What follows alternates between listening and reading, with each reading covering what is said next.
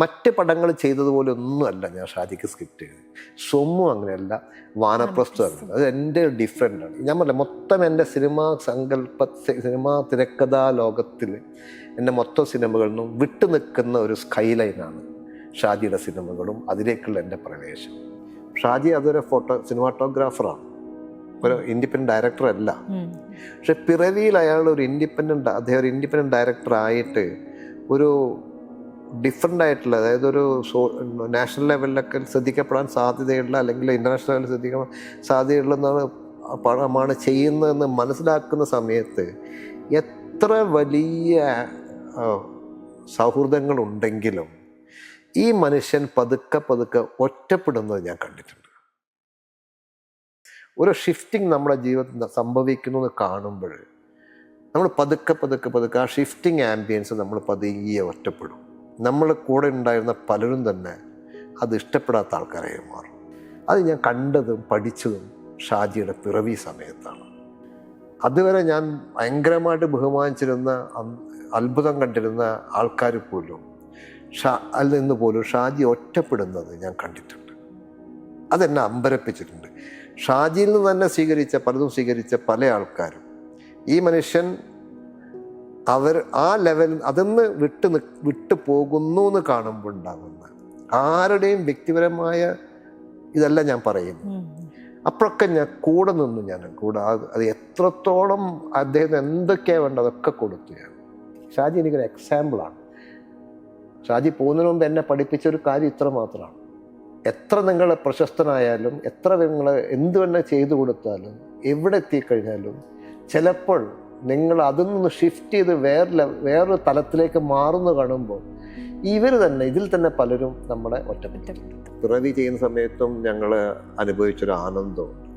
ഏറ്റവും ഡീപ്പായിട്ട് ഞാൻ എൻറൂട്ട് ചെയ്ത് പോയ ഒരു സ്ക്രിപ്റ്റ് അതാണ്. കാരണം ഒന്നുമില്ല, ഒരു അച്ഛൻ മകനെ മിസ്സിങ് ആണ്, മകനെയും കാത്ത് എപ്പോഴും വന്നിരിക്കും.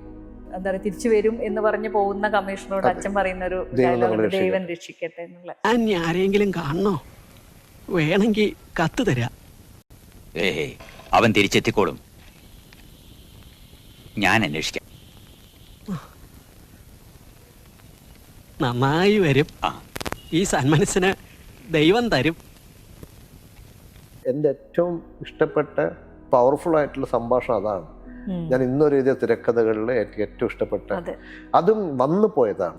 വാനപ്രസ്ഥം എഴുതാൻ എനിക്ക് അത്ര താല്പര്യം ഉണ്ടായിട്ടില്ല. കാരണം ഞാൻ പറഞ്ഞില്ല, ഇത് ഭയങ്കര പെയിൻഫുള്ളാണ് ഇത്തരം സിനിമകൾ എഴുതുക എന്ന് പറയുന്നത്. അപ്പോൾ എന്തിനൊക്കെ ഇത്ര കഷ്ടപ്പെടുന്നത് എനിക്ക് തോന്നുന്നു. പെയിനൊക്കെ വരും, ഇവിടെ നിന്നൊക്കെ പെയിൻ വരും. നമ്മൾ നേരെ മറിച്ച് മാലപ്പുറം റാമ്പിലൊക്കെ ഞാൻ പൊട്ടിച്ചിട്ടൊക്കെ നമ്മൾ ഈ പിറവി എഴുതുമ്പോൾ എത്ര തവണ നമ്മൾ കരഞ്ഞു പോയിട്ടുണ്ടെന്ന് അറിയോ?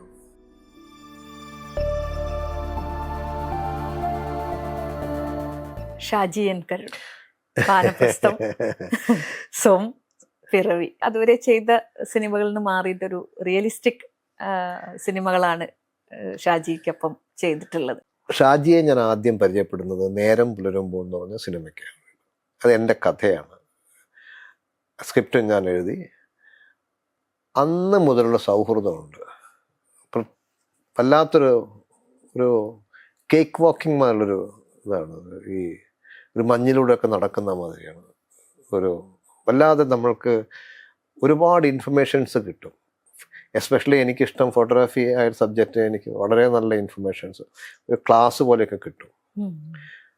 ആ പടം എനിക്ക് വളരെ ഇഷ്ടമുള്ള, അതിനു മുമ്പേ ഞാൻ കണ്ട പടങ്ങൾ, അദ്ദേഹത്തിൻ്റെ ഫോട്ടോഗ്രാഫി മെത്തേഡ് എനിക്ക് ഭയങ്കര ഇഷ്ടമാണ്.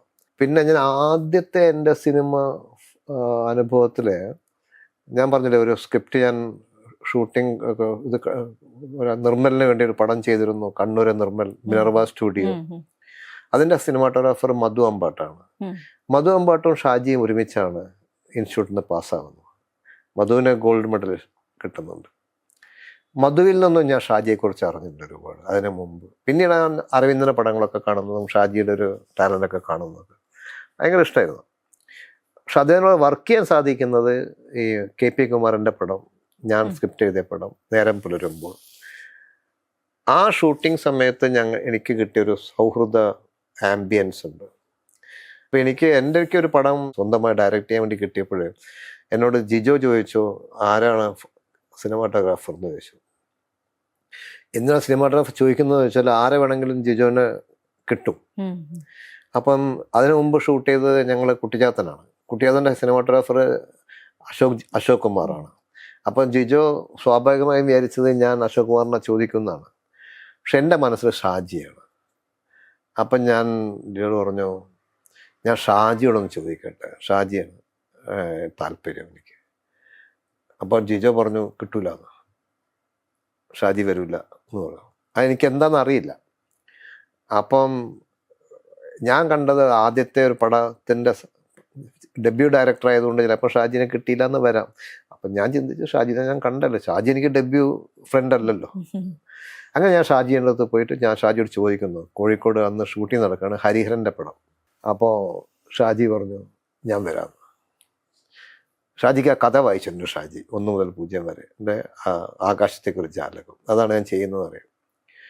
അപ്പോൾ ജിയോട് പറഞ്ഞു, ഞാൻ ഷാജിയോട് പറഞ്ഞു ഷാജി വരാമെന്ന് പറഞ്ഞു. ഇപ്പം ജിജോക്ക് വിശ്വാസമില്ല.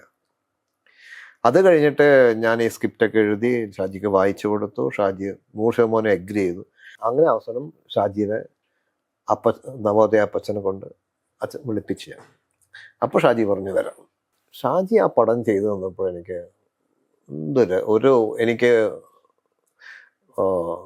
ഞാൻ പറയുന്ന കാര്യങ്ങൾ, ഞാൻ പറയുന്ന മണ്ടത്തരങ്ങൾ എല്ലാം വിഷ്വൽസൊക്കെ ഞാനിങ്ങനെ മനസ്സിലൊക്കെ ഞാനിങ്ങനെ ഷോട്ടിൻ്റെ ഒക്കെ ഒരു രീതിയൊക്കെ പറഞ്ഞു നോക്കുമ്പോൾ ഷാജി എൻ്റെ കൂടെ നിന്നുകൊണ്ട് ഞാൻ എന്താണോ പ്രതീക്ഷ അതിനൊക്കെ മുകളിലാണ് ഷാജി എനിക്ക് എടുത്തത്. എസ്പെഷ്യലി ഷാജിയുടെ ലൈറ്റിംഗ് മെത്തേഡൊക്കെ ഭയങ്കര ഒരു വല്ലാത്തൊരു അനുഭവമായിരുന്നു അത്. ആ ഷൂട്ടിംഗ് ഇടയിലാണ് ഷാജിനോട് ചോദിക്കുന്നത് സ്ക്രിപ്റ്റ് ചെയ്താൽ മതി. അപ്പോൾ ഞാൻ പറഞ്ഞില്ല, ഞാൻ ദക്ഷിണ കൊടുക്കുന്ന പോലെയാണ് ആ പടങ്ങളൊക്കെ ചെയ്യുന്നത്. ആ പിറവി ചെയ്യുന്ന സമയത്തും ഞങ്ങൾ അനുഭവിച്ചൊരു ആനന്ദമുണ്ട്. പിന്നെ ഒരു മനുഷ്യൻ ഒരു പടം സിനിമ കുറേ ആൾക്കാരുടെ കൂടെ ഒരു സംഗതി ചെയ്യുന്നു. ഷാജി അതൊരു സിനിമാറ്റോഗ്രാഫറാണ്, ഒരു ഇൻഡിപെൻഡന്റ് ഡയറക്ടർ അല്ല. പക്ഷെ പിറവിയിൽ അയാൾ അദ്ദേഹം ഒരു ഇൻഡിപെൻഡന്റ് ഡയറക്ടർ ആയിട്ട് ഒരു ഡിഫറെൻ്റ് ആയിട്ടുള്ള, അതായത് ഒരു നാഷണൽ ലെവലിലൊക്കെ ശ്രദ്ധിക്കപ്പെടാൻ സാധ്യതയുള്ള, അല്ലെങ്കിൽ ഇൻ്റർനാഷണൽ ലെവലിൽ ശ്രദ്ധിക്കാൻ സാധ്യതയുള്ളതാണ് പടമാണ് ചെയ്യുന്നതെന്ന് മനസ്സിലാക്കുന്ന സമയത്ത് എത്ര വലിയ സൗഹൃദങ്ങളുണ്ടെങ്കിലും ഈ മനുഷ്യൻ പതുക്കെ ഒറ്റപ്പെടുന്നത് ഞാൻ കണ്ടിട്ടുണ്ട്. മനസ്സിലായി ഞാൻ പറഞ്ഞത്? അത് സംഭവിക്കും നമ്മുടെ ജീവിതത്തിൽ. നമ്മൾ വേറൊരു തലത്തിലേക്ക് ഉയരുകയാണെന്നോ അല്ലെങ്കിൽ താഴുകയാണെന്നോ അല്ലെങ്കിൽ എന്തെങ്കിലും വിധത്തിൽ മാറുകയാണെന്നോ, ഉയരണമെങ്കിൽ ഉയരുന്നുള്ള വാക്ക് തെറ്റാണ് പറഞ്ഞത്. ഒരു ഷിഫ്റ്റിംഗ് നമ്മുടെ ജീവിതത്തിൽ സംഭവിക്കുന്നു എന്ന് കാണുമ്പോൾ നമ്മൾ പതുക്കെ ആ ഷിഫ്റ്റിംഗ് ആംബിയൻസ് നമ്മൾ പതുങ്ങിയെ ഒറ്റപ്പെടും. നമ്മൾ കൂടെ ഉണ്ടായിരുന്ന പലരും തന്നെ അത് ഇഷ്ടപ്പെടാത്ത ആൾക്കാരായി മാറും.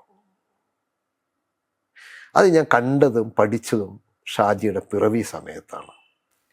അത് എനിക്ക് ഒരേ സമയം സുഹൃത്തുമാണ്, ഒരു സൂചകം കൂടിയാണ്, ഒരു അളവുകോലും കൂടിയാണ്. ഇങ്ങനെയൊക്കെ സംഭവിക്കും.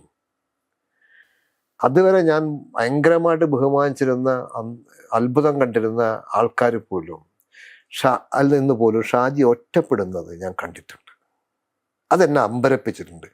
ഷാജിയിൽ നിന്ന് തന്നെ പലതും സ്വീകരിച്ച പല ആൾക്കാരും ഈ മനുഷ്യൻ ആ ലെവലിൽ അതൊന്ന് വിട്ടു പോകുന്നു എന്ന് കാണുമ്പോൾ ഉണ്ടാകുന്ന ആരുടെയും വ്യക്തിപരമായ ഇതല്ല ഞാൻ പറയുന്നത്. അപ്പോഴൊക്കെ ഞാൻ കൂടെ നിന്നു.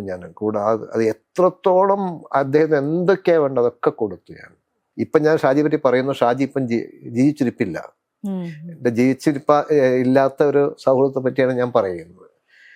അപ്പം അതുകൊണ്ട് ഞാൻ പ്രത്യേകിച്ച് അതിലൊന്നും ആഡ് ചെയ്യേണ്ട ആവശ്യമില്ല. പക്ഷെ ഞാൻ കണ്ടതിൻ്റെ, ഞാൻ ഇതുവരെ പറയാത്ത പോലെ നിങ്ങളോട് പറയുന്നത് എന്താണെന്ന് വെച്ചാൽ, ഈ ഒറ്റപ്പെടലുണ്ടായിരുന്നു ഷാജിക്ക്. അത് ഞാൻ തന്നെ കേട്ടിട്ടുണ്ട്, ഞാൻ കണ്ടിട്ടുണ്ട്, എൻ്റെ മുമ്പിൽ നിന്ന് ആൾക്കാർ സംസാരിച്ചിട്ടുണ്ട്. അതെങ്ങനെ സംഭവിക്കുന്ന ഒരു മനുഷ്യന്? അപ്പോൾ എൻ്റെ ഏറ്റവും വലിയ ഉദാഹരണമാണ് ഷാജി. എനിക്കൊരു എക്സാമ്പിളാണ്. ഷാജി പോകുന്നതിന് മുമ്പ് എന്നെ പഠിപ്പിച്ച ഒരു കാര്യം ഇത്ര മാത്രമാണ്. ഏറ്റവും വലിയ കാര്യമാണത്.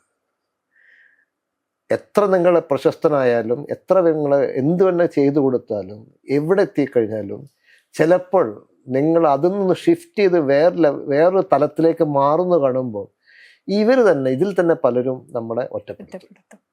അത് എനിക്കൊരു പുതിയ അറിവാണ് അന്ന്.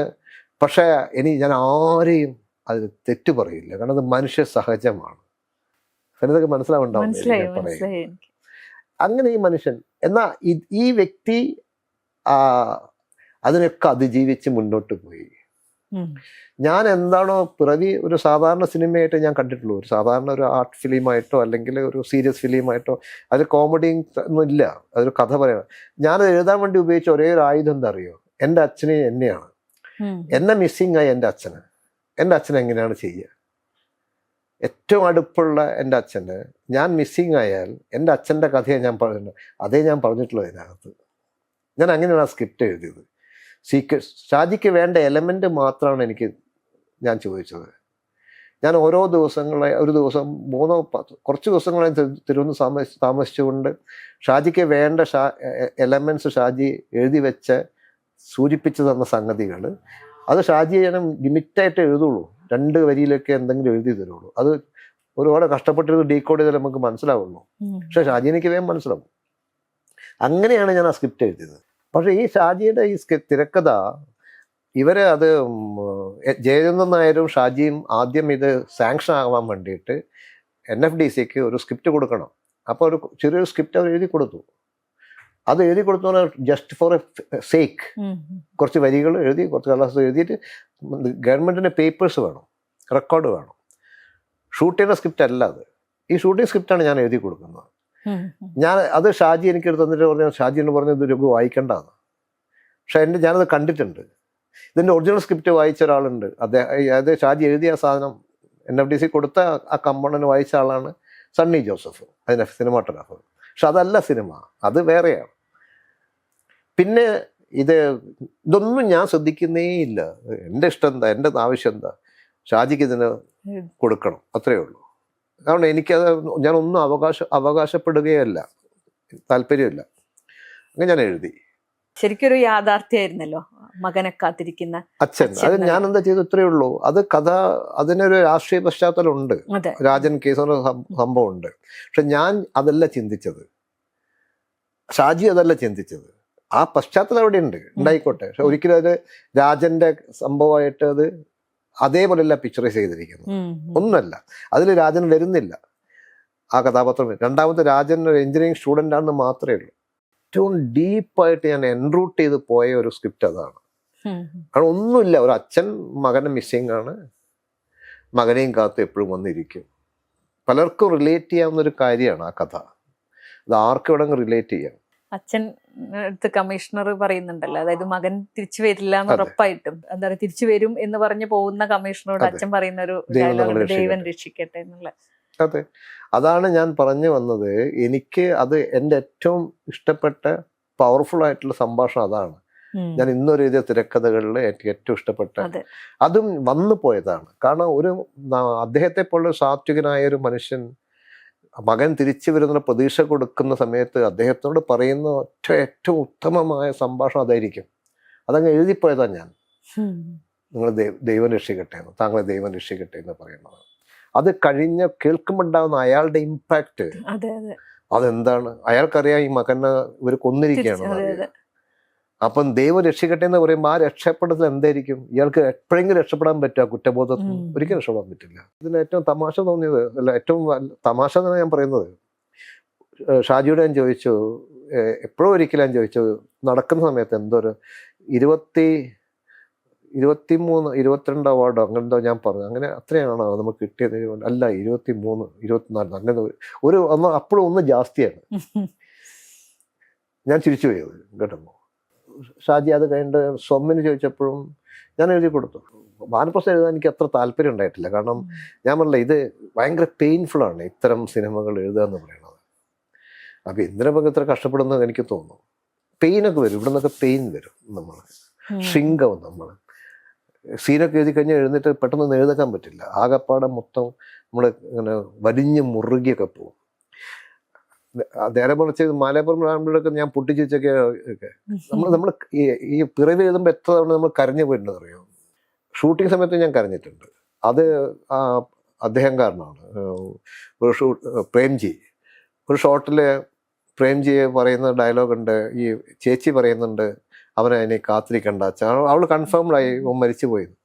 അപ്പം അച്ഛൻ്റെ ഉത്തരവുണ്ട്, കാത്തിരിക്കണ്ടേ, പിന്നെ ഞാൻ എന്തിനാ അവൻ്റെ അച്ഛനായേ, അതെ. ഇവളെന്തിനാ അവൻ്റെ അമ്മയായേ, നീ എന്തിനാ അവൻ്റെ ചേച്ചിയായേ, കാത്തിരിക്കണ്ടാത്തൊക്കെ പറഞ്ഞിട്ട് അയാള് ആകപ്പാടെ ഷോക്ക്ഡായിട്ട് ട്രമർ ചെയ്തിട്ട് എഴുന്നേറ്റ് ഇങ്ങനെ വരുന്ന ഷോട്ട് കഴിയും. എഴുന്നേറ്റ് വാതിൽ കിടക്കുമ്പോഴേക്കും ഷോട്ട് കട്ടാവും. പക്ഷെ ഇയാൾ വരുന്ന എൻ്റെ അടുത്തേക്ക് നടന്നു വരുമ്പോൾ അവിടെ ഞാൻ നിൽക്കുന്നുണ്ട്. ഈ പ്രേംജി നേരെ നടന്നു വന്നിട്ട് എന്നെ ഇങ്ങനെ ചേർത്ത് പിടിച്ചിട്ട് ഇയാൾ കരഞ്ഞുകൊണ്ട് ചോദിക്കുകയാണ്, 80 വയസ്സായ 82 വയസ്സാൻ പറ്റുണ്ട് അദ്ദേഹത്തിന്. എനിക്ക് പോലും തോന്നാത്തത് ഇത്ര പ്രായം 32 വയസ്സ് അങ്ങനെന്താ പറഞ്ഞിട്ട് എങ്ങനെ കുട്ടിക്ക് തോന്നിയെന്നുമുണ്ട് ഒറ്റപ്പെടുത്ത തന്നെ. ഞാൻ കരഞ്ഞുപോയി. അതൊക്കെ വല്ലാത്തൊരു അനുഭവമാണ്. നമ്മളവിടെ എഴുത്തുകാരനോ അല്ല ഒന്നുമില്ല, ഒരു പച്ച മനുഷ്യനായിട്ട് നമ്മൾ ഇമോഷണൽ ആവുന്നു. നമ്മൾ ചോക്ക് ചെയ്യും, നമ്മൾ കരയും. ഈ മനുഷ്യൻ്റെ മുമ്പിൽ കരയാവും. ഷാജി കുറച്ചേരം നോക്കി വന്നു. അർച്ചന അപ്പുറത്ത് പോയിട്ട് കണ്ണൊക്കെ തുടങ്ങി. അർച്ചനയാണ് അഭിനയിക്കുന്നത്. അതൊക്കെ അങ്ങനത്തെ ഒരുപാട് മുഹൂർത്തങ്ങൾ ഉണ്ടായിട്ടുണ്ട്. അതിലൊരു സീനുണ്ട്, ഞാൻ ഷൂട്ടിങ്ങിന് രാവിലെ പോവാണ്. ആ സീൻ എടുക്കുന്നതിന് മുമ്പായിട്ട് ഒരു സീനും കൂടെ വേണമെന്ന് ഷാജിക്ക് തോന്നുന്നുണ്ട്. എന്താന്ന് ഷാജിക്ക് അറിയില്ല. അപ്പം ഷാജിനോട് ചോദിച്ചു. അപ്പോൾ അതിലെന്താണ് വേണ്ട കണ്ടന്റ് എന്താണെന്ന് വെച്ചാൽ, ഈ മകന് ഈ ചേച്ചി ഞാൻ പറഞ്ഞു, ചേച്ചി ഇവൻ്റെ അനിയൻ്റെ മുറിയിലേക്ക് കടന്നിട്ട് അവിടെ നിന്ന് അവൻ്റെ പഴയ പുസ്തകങ്ങളൊക്കെ കാണുമ്പോൾ അതിങ്ങനെ മറിച്ച് നോക്കുമ്പോൾ ഇവൻ്റെ മെമ്മറി വരുന്നതാണ്. ഈ മെമ്മറി വരുമ്പോൾ ഇവൻ്റെ ശബ്ദം കേൾക്കണം. നോർമൽ സംഗതിയാണ്. അപ്പം ശബ്ദം കേൾക്കുമ്പോൾ ആ ശബ്ദത്തിൽ എന്തെങ്കിലും വേണം എന്ന് ഞാൻ ഷാജിയോട് പറയാം. അതെന്താ വേണ്ടതെന്ന് എനിക്കറിയില്ല, ഷാജിക്കും അറിയില്ല. ഷാജിക്ക് ആ സീൻ ഓക്കെ മെമ്മറി കിട്ടണം. കാരണം ലിമിറ്റഡ് ഓബ്ജക്ട്സേ നമ്മൾ ഉപയോഗിക്കുന്നുള്ളൂ. ഈ വീട് കല്ലുകളൊക്കെ ഇട്ട് വെച്ച ചെത്തി തേക്കാത്തൊരു വീടാണ്. അത് സിമെൻ്റൊന്നും ഉപയോഗിക്കുന്നില്ല. അത് പഴയ 4 കെട്ട പോലത്തതാണ്. അപ്പം ഞാൻ ആലോചിച്ചു. അപ്പം എനിക്ക് എൻ്റെ മനസ്സിലൊരു സംഭവം വന്നു. അതായത് ഇവൻ സിവിൽ എഞ്ചിനീയറാണ്. അവിടെയാണ് എഞ്ചിനീയറിംഗ് എന്നുള്ള സാധനം മാത്രം ഉപയോഗിച്ചത്. അതുവരെ ഇവൻ എഞ്ചിനീയറിംഗ് കോളേജ് എന്നുള്ള റെഫറൻസ് മാത്രമേ എവിടേക്കോ പറയുന്നത് മാത്രമേ ഉള്ളൂ. സ്ക്രിപ്റ്റിൽ എഞ്ചിനീയറിംഗ് ഉപയോഗിച്ചു, ഇവൻ്റെ ഒരു സ്കില്ല് ഉപയോഗിച്ചത്. അപ്പം ഇവൻ ഈ അനിയൻ ഈ ചേച്ചി മുറിയിലേക്ക് കടന്നിട്ട് ഈ പേജുകളൊക്കെ ഒരു പുസ്തകത്തിൻ്റെ പേജുകൾ മറിക്കുമ്പോൾ പശ്ചാത്തലത്തിൽ കേൾക്കുന്നത് ഈ അനിയൻ വീടിനെക്കുറിച്ചും വീട്ടിൻ്റെ ഉള്ളിലുള്ള മനസ്സുകളും വീടും തമ്മിൽ എങ്ങനെ ബന്ധപ്പെടുന്നു എന്നുള്ള ഒരു ഇതാണ് പറയുന്നത്. അതെനിക്ക് യാത്രയിലാണ് കിട്ടുന്നത്. അപ്പം ഞാനും ഷാജി ഒരുമിച്ച് ഷൂട്ടിംഗ് സ്ഥലത്തേക്ക് പോകുന്ന വണ്ടിയിലിരിക്കുമ്പോൾ കിട്ടുകയാണ്. അപ്പം എൻ്റെ മനസ്സിൽ അത് ഇവൻ പറയുന്ന സമയത്ത് പശ്ചാത്തലത്തിൽ അതിന് താഴെയായിട്ട് ഈ വീട്ടിൻ്റെ ബന്ധങ്ങളെ ഒന്ന് സൂചിപ്പിക്കുന്ന ഒരു മന്ത്രമുണ്ട്, അതും കൂടെ വേണം. അതെനിക്ക് അറിയാം, പക്ഷെ ഇത് വരുന്നില്ല മനസ്സ്. പെട്ടെന്ന് നമ്മൾ ചില വാക്കുകളൊന്നും കിട്ടാണ്ടാവുക, എത്ര കണ്ടിട്ടും ഓർമ്മയിൽ ഇങ്ങനെ കിട്ടുമല്ലോ, കിട്ടുന്നില്ല. അപ്പോൾ ഞാൻ ഷാജിയോട് പറഞ്ഞു, ഞാൻ പെട്ടെന്ന് തലേ ദിവസം ഷൂട്ട് ചെയ്ത ഒരു ഇല്ലമുണ്ട്. ആ ഇല്ലം മുല്ലനേഴി അഭിനയിക്കുന്ന ഒരു ക്യാരക്ടറായില്ലേ, ഇവളുടെ അമ്മാവനായിട്ട്. ആ അമ്മാവൻ്റെ വീടാണ്. ആ വീട്ടിൽ ഞങ്ങൾ തലേ ദിവസം ഷൂട്ട് ചെയ്യുമ്പോൾ അവിടുത്തെ ഒരു നമ്പൂതിരിയെ ഞാൻ പരിചയപ്പെട്ടിട്ടുണ്ട്. അദ്ദേഹം എൻ്റെ തറവാട് തൃക്കരിപ്പൂരാണ്. തൃക്കരിപ്പൂർ ചക്രപാണി ക്ഷേത്രമുണ്ട്. അവിടെ വർഷത്തിലൊരിക്കൽ വന്നിട്ട് പൂജ ചെയ്യുന്ന ഒരു തിരുമേനിയാണ് അദ്ദേഹം. അപ്പം എൻ്റെ തറവാടും കാര്യങ്ങളും പറഞ്ഞപ്പോൾ തന്നെ അദ്ദേഹത്തിന് അത് മനസ്സിലായി. എൻ്റെ വല്യമ്മാവൻ്റെ സുഹൃത്തും കൂടിയാണ് അദ്ദേഹം. ഒരു വർഷത്തിലൊരിക്കൽ അവിടെ വരും. അപ്പം ഈ മനുഷ്യൻ ഞാൻ അവിടെ ഇരുന്ന് എഴുതുമ്പോൾ എന്നോട് പറഞ്ഞു, ആദ്യമായിട്ടാണ് ഞാനിങ്ങനെ എഴുതുന്നത് കാണുന്നത്, തിരക്കഥ എഴുതുന്നത് കാണുന്നത്. എന്താ കണ്ടെനിക്കാറ്, പക്ഷെ ഭയങ്കര അടുത്തു ഞങ്ങൾ. അപ്പം ഈ മനുഷ്യനെ പെട്ടെന്ന് എനിക്ക് ഓർമ്മ വന്നു. ഞങ്ങൾ കുറേ സംസാരിച്ചിരുന്നു. അപ്പം ഞാൻ ഷാജിയോട് പറഞ്ഞു, ഇവിടെ നിർത്തിയാൽ എനിക്കൊന്ന് ആ ഇല്ലത്ത് പോയിട്ട് ആ നമ്പൂതിരിയെ കാണണം, തിരുമേനിയെ കാണണം. കണ്ടാലേ എനിക്കൊരു കാര്യം ചോദിക്കാനുണ്ട്. അപ്പം നിങ്ങൾ പോയിക്കോ, ഞാൻ എത്താമെന്ന് പറഞ്ഞു. അപ്പോൾ ഷാജി പറഞ്ഞു, ഷാജി അവിടെ ഇറങ്ങി വേറൊരു വണ്ടിയിൽ കയറി രഘു പോയിക്കോ പറഞ്ഞു. മനസ്സിലായില്ലേ? ഞാൻ ആ ഇല്ലത്തേക്ക് എത്തി. ആ ഇല്ലത്തെത്തിയപ്പോൾ അവിടെ ആരുമില്ല. ഞാൻ തന്നെ പടിപ്പുരൻ്റെ വാദം തുറന്നപ്പോൾ അപ്പുറത്ത് മലയിലാണ് ഇല്ലം. വലിയൊരു ഇല്ലാണ്, വലിയ തൂണൊക്കെ ആയിട്ട്. അവിടെ ആരുമില്ല. അപ്പം ഞാൻ അവിടുന്ന് ഒച്ചത്തിൽ വെറുതെ ഒരു ശബ്ദം ഉണ്ടാക്കി, സാവിത്രി എന്ന് വിളിച്ച് ശബ്ദം ഉണ്ടാക്കി.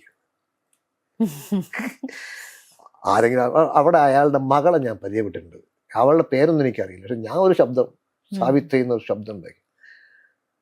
അപ്പം നോക്കുമ്പോൾ വാതിൽ തുറക്കുന്ന ശബ്ദമൊക്കെ കേൾക്കുക. നല്ല രസമാണ് അത്. ഞാൻ ഈ പറയുന്നത് വിഷ്വലായിട്ടാണ് പറയുന്നത്, കേട്ട് മനസ്സിലാക്കി. അപ്പൊ ഇങ്ങനെ തുറക്കുന്ന ശബ്ദം കേട്ട് അപ്പൊ ഈ പെൺകുട്ടി ഒരു ഫുൾ സ്കേർട്ട് പാവടയൊക്കെ എടുത്തൊരു പെൺകുട്ടി പുറത്തേക്ക് വന്നു. നല്ല തലേന്ന് കണ്ട കുട്ടിയാണ്. അപ്പം ഞാൻ ചോദിച്ചു തിരുമേനി എവിടുന്നു? അപ്പം പറഞ്ഞു അച്ഛന് ഇല്ല, അവർ 8 കിലോമീറ്റർ 9 കിലോമീറ്റർ ദൂരത്ത് വേറൊരു ഇല്ലത്തിൽ എന്തൊരു മരണം കഴിഞ്ഞ ഒരാളുടെയോ എന്തൊരു പരിപാടി, എന്തൊരു ചടങ്ങ് ചെയ്യാൻ വേണ്ടി പോയിരിക്കുന്നു. അപ്പം എൻ്റെ വരാൻ വൈകുന്നേരമൊക്കെ ആവുന്നു. അപ്പം ഞാൻ ചോദിച്ചു എവിടെയാണെന്ന് ചോദിച്ചു. അപ്പം ഇവള് ഒരു സ്ഥലം പറഞ്ഞു. അതെനിക്കറിയില്ല. ഇത് കാഞ്ഞങ്ങാടാണ് ഈ സ്ഥലം, ഞാൻ സംസാരിക്കുന്നത്. അപ്പോൾ ഈ വണ്ടി ഓടിക്കുന്ന ജീപ്പ് ഓടിക്കുന്ന അദ്ദേഹത്തിന് അറിയാം. അതേപോലെ ഞാൻ കണ്ടുപിടിക്കാം, കൊണ്ടുപോകുന്നു. അങ്ങനെ ഞാൻ ആ കാറിൽ കയറി വരുമ്പോൾ ഇവൾ ചോദിക്കുകയും ചെയ്തു എന്നോട്, ഈ കുട്ടി തിരിച്ചു പോകുമ്പോൾ ചോദിച്ചു എങ്ങനെ എൻ്റെ പേര് മനസ്സിലായിരുന്നു. ആലോചിച്ച് നോക്കൂ, ഇതൊക്കെ രസമല്ലേ. അപ്പം ഞാൻ പറഞ്ഞു വന്നതാണ് മനസ്സിൽ വന്നതാണ് വിളിച്ചതെന്ന് പറഞ്ഞു. ഭയങ്കര സന്തോഷം. ഞാൻ തൊഴുതു, അവളും തൊഴുതു, ഞങ്ങൾ തിരിച്ചു പോയി. ഇതൊക്കെ ഒരു മുഹൂർത്തങ്ങളാണ്, അല്ലാതെ വേറൊന്നും അല്ല. ഇതിനൊക്കെ ഒരു ഭംഗി എന്ന് പറഞ്ഞാൽ അസാധാരണമായ ഭംഗിയുണ്ട് ഇതിന്. അങ്ങനെ ഇദ്ദേഹത്തിൻ്റെ കൂടെ ഞാൻ പോയി. ആ ഇല്ലത്തെത്തി. അത് ചെറിയൊരു ഇല്ലം. അവിടെ എത്തിയിട്ട് ഞാൻ മുമ്പിൽ അവിടെ എത്തിയപ്പോൾ ആൾക്കാർ ഇറങ്ങി വന്നു. ഞാൻ പറഞ്ഞു ഇന്ന് തിരുമേനിയെ കാണാൻ വേണ്ടിയിട്ടാണ്. അപ്പോൾ അദ്ദേഹം ഈ കർമ്മം ചെയ്തുകൊണ്ടിരിക്കുകയാണ്, അത് തീർന്നു കഴിഞ്ഞാൽ വരും, അതിനവിടെ നിർത്തിയിട്ട് വരാൻ പാടില്ല. ഓക്കെ.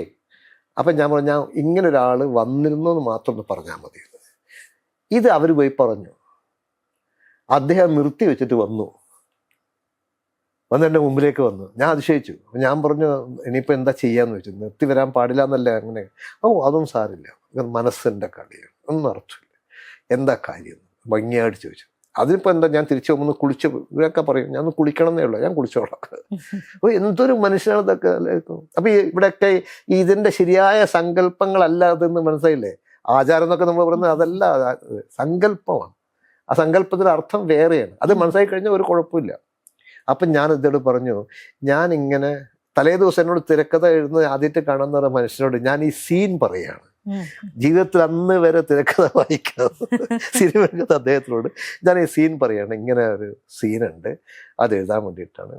അപ്പം എന്നോട് ചോദിച്ചാൽ എന്താ? അപ്പം ഞാൻ പറഞ്ഞു ഇങ്ങനെ അകത്തെത്തി ചേച്ചി വന്നിട്ട് ഈ പുസ്തകമൊക്കെ തിരഞ്ഞു പിടിച്ചിട്ട് പുസ്തകം മറിക്കുമ്പോൾ ഇങ്ങനെ ഈ വീടിൻ്റെ നിർമ്മാണത്തിൽ വീടിൻ്റെ അതിനകത്ത് താമസിക്കുന്ന ആൾക്കാരുടെ മനോവ്യാപാരങ്ങളും കൂടെ ബന്ധപ്പെടുത്തിക്കൊണ്ടുള്ള ഒരു സംഭാഷണമാണ് വരുന്നത്.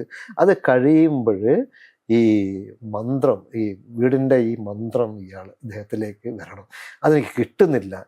ആ ഋഗ്വേദ മന്ത്രം എന്താണ് ഞാൻ ചോദിച്ചപ്പോൾ എന്നോട് പറയാ അങ്ങ് ചൊല്ലുക എന്ന് പറഞ്ഞു. ഒട്ടനെ തന്നെ ഞാൻ ഈ മന്ത്രം ചൊല്ലി. അതുവരെ മനസ്സിൽ കിട്ടാതിരുന്ന മന്ത്രം, വെറുതെ ഒരു ഹിപ്നോട്ടിക് എഫക്റ്റാണ്, സൈക്കോളജിക്കലാണ് ഇതൊക്കെ. ഞാൻ ചൊല്ലി ഓം ശ്രീ ഉത്തിഷ്ഠ പുരുഷ ഹരിപിംഗല ലോഹിതാക്ഷ ധനധാന്യ രത്ന സമൃദ്ധി മേൻ ദേഹീം ദധാവയ സ്വാഹ. ഞാൻ ചൊല്ലി. അദ്ദേഹത്തിന് എന്താ, അദ്ദേഹം തലയ്ക്ക് കൈവച്ചു. ഞാൻ ഉടനെ ആ തലയിൽ കൈവച്ചു. ഞാൻ ഉടനെ തന്നെ അത് എഴുതി. അടുത്ത സമയത്ത് ഞാൻ മറന്നുപോകും, ഞാൻ തന്നെ മറന്നുപോകും. ആ ഉത്തേജനം കിട്ടിയത് അവിടെ നിന്നാണ് എനിക്ക്. അദ്ദേഹം പിന്നെ ഞാൻ നമസ്കാരം, ഞാൻ തിരിച്ചു വരും. ഞാൻ സ്വന്തം എനിക്ക് ഭയങ്കര ഫീൽ ചെയ്യുക. സീൻ ഞാൻ കംപ്ലീറ്റ് ചെയ്തു. പിന്നെ എനിക്ക് ഡയലോഗ് മാത്രമേ വേണ്ടൂ. ഞാൻ എഴുതി തിരിച്ചു വരുമ്പോൾ ആ മനുഷ്യനെ തിരിച്ചു വിളിച്ചു വീണ്ടും അവിടെ നിൽക്കുക എന്ന് പറഞ്ഞു. അപ്പോഴേ ഞാൻ കുറച്ച് ദൂരത്തേക്ക് എത്തിയിട്ടുണ്ട്. ആ മനുഷ്യൻ ഇറങ്ങി വന്നു എന്നോട് പറഞ്ഞു കുറച്ചും കൂടെ കാര്യങ്ങളൊക്കെ പറഞ്ഞിട്ട് എനിക്കൊരു മന്ത്രം പറഞ്ഞു തന്നു. എപ്പോഴെങ്കിലും എന്തെങ്കിലും എന്തിനു വേണമെങ്കിലും ഉപയോഗിക്കാത്തൊരു മന്ത്രം. അതിനെ ചിലർ കൈവച്ച് ചൊല്ലിത്തന്നു. ആ മന്ത്രവും ഞാൻ ബൈഹാർട്ടാക്കി. ഇപ്പം ഞാൻ ചൊല്ലുന്നില്ല അതെന്താണെന്ന്. ഞാൻ തിരിച്ചു പോന്നു. ഞാൻ ഈ വരുന്ന വഴിക്ക് ഒരു സ്ഥലത്ത് നിർത്തിയിട്ട് ഈ സീൻ കംപ്ലീറ്റ് എഴുതി. അവിടെ എത്തി ഷാജി കൊടുത്തു. ഷാജി ഷൂട്ട് ചെയ്തു. ഇങ്ങനത്തെ ഒരു ബന്ധമുണ്ട് ഷാജിയായിട്ട്. പിന്നെ മറ്റ് പടങ്ങൾ ചെയ്തതുപോലെ ഒന്നുമല്ല ഞാൻ ഷാജിക്ക് സ്ക്രിപ്റ്റ് ചെയ്തത്. സൊമ്മും അങ്ങനെയല്ല, വാനപ്രസ്ഥം അങ്ങനെ. അത് എൻ്റെ ഡിഫറെൻ്റാണ്. ഞാൻ പറഞ്ഞില്ല, മൊത്തം എൻ്റെ സിനിമാ തിരക്കഥാ ലോകത്തിൽ എൻ്റെ മൊത്തം സിനിമകളിൽ നിന്നും വിട്ടു നിൽക്കുന്ന ഒരു സ്കൈ ലൈനാണ് ഷാജിയുടെ സിനിമകളും അതിലേക്കുള്ള എൻ്റെ പ്രവേശം. ഞാൻ അവിടെ അങ്ങനെയാണ്. അത് വേറെ തന്നെ ഒരു തലമാണ്. വാനപ്രസ്ഥം പിന്നെ ഞാൻ മടിച്ചിരുന്നു എഴുതാൻ. കാരണം എനിക്ക് ദുഃഖങ്ങൾ അധികം ഇങ്ങനെ എഴുതി വേദനിക്കാൻ ഇഷ്ടമില്ലാത്തതുകൊണ്ട് ഞാൻ മടിച്ചിരുന്നു. ഷാജി അതിന് വേണ്ടി 9 മാസത്തോളം കാത്തിരുന്നിരുന്നു. ഷാജി അവസാനത്തെ കത്ത് വന്നപ്പോഴാണ് സ്മിതയാണ് എന്നോട് പറഞ്ഞ രൂപട്ടെന്ന് എഴുതി കൊടുക്കുക എന്ന് പറഞ്ഞപ്പോൾ അങ്ങനെയാണ് ഞാനത് എഴുതി കൊടുക്കുന്നത്. എനിക്ക് പിന്നെ ഞാൻ ഷാജിയോട് പറഞ്ഞു, ഇനി ഞാനില്ല, പറ്റുന്നില്ല, അല്ലെങ്കിൽ നീ നിങ്ങൾ എപ്പോഴെങ്കിലും ഒരു കോമഡി സിനിമ എടുക്കുമ്പോൾ പറ. ഷാജി ഒരു കോമഡി സിനിമ എടുക്കുന്നു ഇപ്പം വേണം ചോദിക്കാം ഷാജിയോട്, ഇപ്പം എന്തും പറയാം, അവൻ ചിരിക്കും. അത്രയേ ഉള്ളൂ. വാനപ്രസ്ഥത്തിലെ മോഹൻലാൽ ചെയ്ത കഥാപാത്രമല്ലേ കുഞ്ഞുകുട്ടൻ? എനിക്ക് തോന്നുന്നു മോഹൻലാലിന്റെ ഒരു മികച്ച കഥാപാത്രമായിരുന്നു. എളുപ്പമല്ല ആ ക്യാരക്ടർ ചെയ്യാന്ന് പറയുന്നത്. 8 മണിക്കൂറൊക്കെ കിരീടവും വെച്ചിട്ട് ആ മനുഷ്യൻ ഇരുന്നിട്ടുണ്ട്. പിന്നെ പ്രിസൈസാണ് ഓരോ ഷോട്ടും. അതുപോലെ എന്നെ അതിൽ ഇമോഷണലാക്കിയ കുറച്ച് സീക്വൻസ് ഒക്കെ ഉണ്ട്. അതായത് എഴുതുമ്പോൾ തന്നെ ഇമോഷണലാക്കിയത്, ഒന്ന് കുഞ്ഞിനെ കൊടുക്കാൻ വേണ്ടിയിട്ട്, കാണിക്കാൻ വേണ്ടിയിട്ട് കുഞ്ഞുകുട്ടൻ്റെ അടുത്തേക്ക് സുഭദ്ര വരുന്നത് തന്നെ മനഃപൂർവ്വം അയാളെ കുഞ്ഞിനെ അദ്ദേഹത്തിൻ്റെ കയ്യിൽ ഇത് കിട്ടരുത്, മനുഷ്യനായ കുഞ്ഞുകുട്ടൻ്റെ കയ്യിലേക്ക് സുഭദ്രയുടെ കുഞ്ഞിനെ കൈമാറരുത് എന്നുള്ള ഉദ്ദേശത്തോടെയാണ്. അവിടെ ശരിക്കും ആ സുഭദ്രയുടെ ക്യാരക്ടർ വില്ലനി ക്യാരക്ടറാണ്. സുഭദ്രയുടെ ക്യാരക്ടറുടെ അവരുടെ ക്യാരക്ടറിൽ അവൾ സുഭദ്രയും കുഞ്ഞുകുട്ടൻ അർജുനനുമാണ്. അർജുനന്റെ കുഞ്ഞിനെയാണ് അവൾക്ക് വേണ്ടത്. പക്ഷെ കുഞ്ഞിനെ കൊടുത്ത് കുഞ്ഞുകുട്ടൻ സാധാരണ മനുഷ്യനാണ്. അതവൾ മറന്നു പോകുന്നുണ്ട് ആ കഥാപാത്രം. കുഞ്ഞുകുട്ടനെ സുഭദ്രയ്ക്ക് കുഞ്ഞുകുട്ടനിൽ നിന്ന് മകനെ കിട്ടാൻ വേണ്ടി സുഭദ്ര കുഞ്ഞുകുട്ടനെ പ്രാപിക്കുന്നത് ഒരു സ്ത്രീയായിട്ടാണ്, അവളായിട്ട് തന്നെയാണ്. അല്ലാണ്ട് അവളെ സുഭദ്രയല്ല പ്രാപിക്കുന്നത്. അവളെ മനസ്സിൽ എത്ര തന്നെ വന്നാലും കുഞ്ഞുകുട്ടൻ മകനെയാണ് കാണുന്നത്. പക്ഷെ ഈ കുഞ്ഞുകുട്ടൻ അർജുനന്റെ വേഷം കെട്ടി കയ്യിലും കിരീടവും വെച്ച് മുഖത്തെഴുത്തും കഴിഞ്ഞ ശേഷം മാത്രമാണ് അവൾ പുറത്തേക്ക് കാണാൻ വരുത്തുന്നതും കുഞ്ഞുകുട്ടനോട് പറയുന്നതും വന്ന ശേഷം കുഞ്ഞിനെ കൊടുക്കുന്നതും. അപ്പം അയാൾ ആകെ ആ ചതി അയാൾ തിരിച്ചറിയുന്നുണ്ട്. അതാണ് ആ തിരക്കഥയിൽ ആ സീക്വൻസിലുള്ളത്. അത് ഞാൻ ഷാജി അതിൻ്റെ മൂഡ് പറയുമ്പോൾ ഷാജി പ്രതീക്ഷിക്കാത്തൊരു ഇതായിരുന്നു അത്. അത് ലാല് മനോഹരമായിട്ട് ചെയ്തിട്ടുണ്ട്. അവിടെയാണ് അയാൾ പറയുന്നത്, ഇനി മുതൽ എനിക്ക് സാത്വിക വേഷമില്ല, രൗദ്ര ഇതാണെന്ന് പറയുന്നത്. അതെന്നെ വല്ലാണ്ട് ഇമോഷണലാക്കിയ ഒരു സീനായിരുന്നു. അതുപോലെ അതിലെ പ്രണയത്തിൻ്റെ ഒരു അപാരതയിലേക്ക് എത്തിച്ചൊരു സീനുണ്ട്. അത് ഇവര് കുഞ്ഞുകുട്ടനായിട്ട് തന്നെ പുറത്തേക്ക് വന്നിട്ട് പിന്നീട് വേറൊരു സീക്വൻസിൽ സുഭദ്രയോട് ചന്ദ്രനെ ചൂണ്ടിക്കൊണ്ട് ആട്ടവിളക്കിൻ്റെ കാര്യമൊക്കെ പറയുന്നൊരു സീനുണ്ട്. പിന്നെ അവളെ കുഞ്ഞുകുട്ടൻ ചോദിച്ചിട്ട് ഇവരെ സുഭദ്രയും അർജുനും പ്രാപിച്ച് കഴിഞ്ഞ ശേഷമുള്ള സീക്വൻസിൽ ഞാൻ വളരെ സിമ്പിളായിട്ടാണ് അത് എഴുതിയിരിക്കുന്നത്. മുഖത്ത് എടുത്ത് ഇവിടെ മുഖം കഴുകുന്നതും അപ്പം മുഖത്ത് മുഴുവൻ ഈ ചായങ്ങളുടെ ഇതും, അവൻ ഒരു കുളക്കരയിൽ ഈ വേഷത്തിൻ്റെ കിരീടമൊക്കെ വെച്ചുകൊണ്ട് തന്നെ നിശബ്ദരിക്കുന്നു. അവിടെ അവൻ വേഷമൊന്നും അഴിച്ചു മാറ്റിയിട്ടില്ല, പക്ഷെ കിരീടം മാത്രം അഴിച്ചു മാറ്റിയിട്ടുണ്ട്. മാറ്റിയിട്ട് അവിടെ ഇരിക്കുന്നതും ആ നിലാവും ആ വെള്ളവും ഒക്കെ ആയിട്ടുള്ള അത് ഗംഭീര സീക്വൻസ് ഷോട്ടാണ്. എന്നെ ഒരുപാട് പിന്നെ ഒരുപാട് എന്താ പറയുക ഇൻവോൾവ് ആക്കിയ ചില ഷോട്ട്സ് ഒക്കെ ഉണ്ട് അതിനകത്ത്. പിന്നെ പച്ചക്കുള്ള ജീവിതമുണ്ട്. ബിന്ദു പണിക്കരുടെ ക്യാരക്ടർ, ബിന്ദു പണിക്കർ എന്ത് മനോഹരമായിട്ടാണ് ചെയ്തിരിക്കുന്നത്. ബിന്ദു പണിക്കരാണ് അമ്മ ക്യാരക്ടർ ഷാജിയൻ തീരുമാനിച്ചിട്ട് എന്നോട് പറയുമ്പോഴേ ഞാനിങ്ങനെ ആലോചിക്കും എങ്ങനെയാ ഇരിക്കും വരും എനിക്ക്. പക്ഷെ ആ സീക്വൻസ് ഒക്കെ എഴുതുമ്പോഴൊക്കെ ബിന്ദു പണിക്കർ എൻ്റെ മനസ്സിലുണ്ട്. എനിക്ക് ബിന്ദു പണിക്കർ അത്ര അങ്ങോട്ട് ഇത് അധികം പടങ്ങളൊന്നും കണ്ടിട്ടുണ്ടെങ്കിലും എനിക്ക് ആ ക്യാരക്ടർ വരുന്ന എനിക്ക് എങ്ങനെ, പക്ഷെ അതിമനോഹരമായിട്ട് അതിൽ എന്നെ ഏറ്റവും തപിപ്പിച്ചൊരു സീനാണ് ഞാൻ എഴുതുമ്പോൾ ഈ അമ്മയോട് ഇയാള് ഇവിടേക്ക് പോകുന്ന കാശിക്ക് പോകുന്ന കാര്യം പറയുന്നുണ്ട്. എന്നിട്ട് ഈ അമ്മ കരയുമ്പോഴേ അമ്മയുടെ കെട്ടിപ്പിടിച്ചിട്ട് അമ്മയുടെ നെറ്റിയിൽ തലയിലേക്ക് വന്നിട്ട് എൻ്റെ അമ്മയെ ഞാൻ പ്രാണനേക്കാൾ സ്നേഹിക്കുന്നു എന്ന് പറയുന്നൊരു രംഗമുണ്ട്. അപ്പം ഈ ഭാര്യയായ അവൾ കരയുന്നൊരു ഷോട്ടുണ്ട്. എന്ത് ഷാജി എന്ത് രസമായിട്ട് ചെയ്തിരിക്കുന്നു. അതൊക്കെ തിരക്കഥയിൽ ഞാൻ കാണുന്ന തലത്തിന് മുകളിലാണ് ഷാജി ചെയ്തു വെച്ചിരിക്കുന്നത്. ഒരു സ്ക്രിപ്റ്റ് റൈറ്ററുടെ ഏറ്റവും വലിയ ഭാഗ്യം എന്ന് പറയുന്നത് അയാൾ മനസ്സിൽ കാണുന്നതിൻ്റെ മുകളിലേക്ക് സംവിധായകൻ മുകളിലേക്ക് വേറെ തലത്തിലേക്ക് ആ തിരക്കഥയിലെ വാക്കുകളെല്ലാം അയാൾ കാണുന്ന വിഷ്വൽ, ആ വിഷ്വൽ കാണാൻ സാധിക്കുക എന്നുള്ളതാണ്. അത് ഞാൻ ഏറ്റവും അധികം കണ്ട പടങ്ങൾ ഒരുപാടുണ്ട്. പക്ഷെ പിറവിയും വാനപ്രസ്ഥവും ഒക്കെ അതിൽ നിന്ന് വിട്ടു നിൽക്കുന്ന സ്ഥലമാണ്. അത് ആ ഫോട്ടോഗ്രാഫിയുടെയും എല്ലാത്തിൻ്റെ ഒരു, പിന്നെ അതിലെ കറക്റ്റ് ചോയ്സ് ആയിട്ട് വരുന്ന ആർട്ടിസ്റ്റുകളുടെയും മറ്റ് പലതും എടുത്തെടുത്ത് ഇങ്ങനെ കടന്നു പോകുന്നതാണ്. ഇതല്ല, ഇതിനൊരു ദൃശ്യതലമുണ്ട്. അത് നമ്മൾക്ക് സാധാരണ സിനിമകളിലും കിട്ടണം. അത് വളരെ റെയറായിട്ടേ കിട്ടുള്ളൂ. കാരണം ഇതിന് മറ്റൊരു നിയതമായ ഒരു ഗ്രാമറുണ്ട്, ഒരു സമയമുണ്ട്. മറ്റ് പടങ്ങൾക്ക് അതില്ല.